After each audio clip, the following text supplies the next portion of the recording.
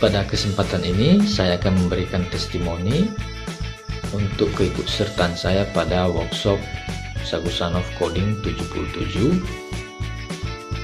Jadi yang pertama, kita pada pembelajaran coding ini diminta untuk menginstal aplikasi Brackets. Jadi aplikasi Brackets ini bisa kita download secara gratis di internet dan kita bisa install.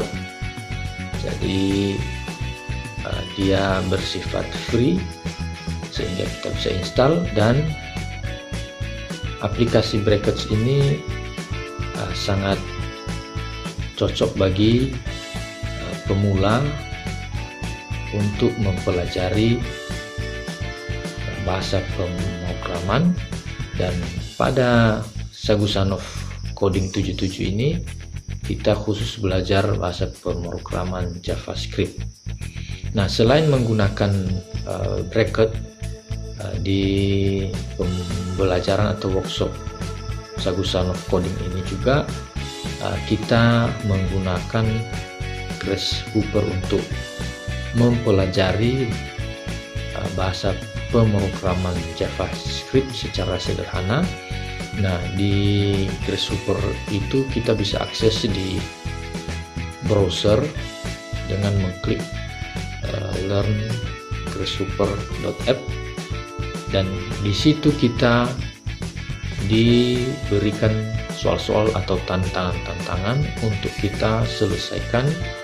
Jadi modelnya seperti game, tapi sekaligus juga kita belajar mengenai bahasa pemrograman di dalamnya.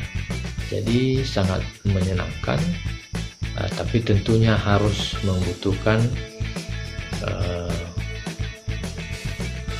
analisis berpikir yang cukup dalam untuk bisa memahami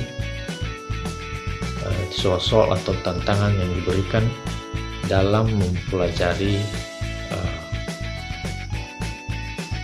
coding atau bahasa pemrograman JavaScript tersebut melalui tantangan soal yang diberikan di Grasshopper.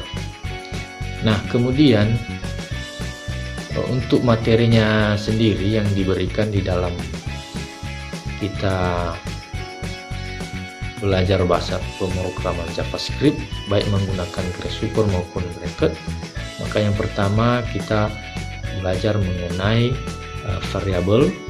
Jadi variabel ini adalah wadah penyimpanan sementara yang ketika program ditutup maka dia juga akan hilang. Nah, ini juga kita mempelajari ini, dan salah satunya di dalam penamaan variabel ini tidak boleh menggunakan spasi dan hurufnya semua kecil, dan masih ada lagi aturan-aturan lain di dalam penamaan variabel ini yang sudah kita pelajari. Lalu yang kedua, kita juga diajari mengenai array. Jadi array ini adalah untuk menyimpan data dalam jumlah yang banyak, jadi dia tidak hanya tunggal, dan indeksnya dimulai dari 0 untuk setiap elemennya. Pengindeksannya dimulai dari 0, jadi berbeda dengan perhitungan biasa. Jadi kalau indeksnya ini dimulai dari 0, sehingga elemen yang kedua itu masuk pada indeks yang 1 dan seterusnya.